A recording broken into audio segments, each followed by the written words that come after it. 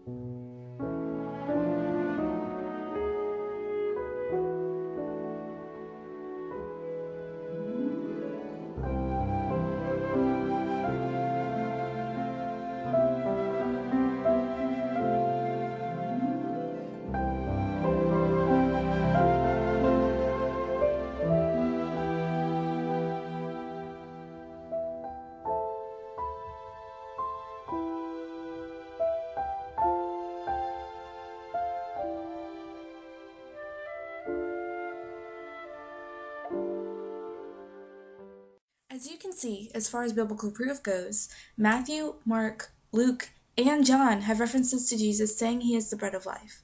Notice Jesus always says he is the bread of life, not he is figuratively the bread of life, or it would be really cool if he was the bread of life. Jesus said the Greek phrase tuotu esti. Esti is the Greek translation for the word is. If Jesus would have said tuotu yegnete, which is Greek for this represents, or this stands for, he would have been using the bread as a metaphor for himself. Many people claim that the Eucharist is a symbol for Jesus rather than Christ himself. Jesus used metaphors often in his preaching. In the Gospel of John, Jesus relates himself to a gate. This metaphor is understandable. Jesus mediates between God and us, and thus is our gateway to eternal life with God. In the 15th chapter of the Gospel of John, Jesus relates himself to a vine. This makes sense because Jesus is the Redeemer.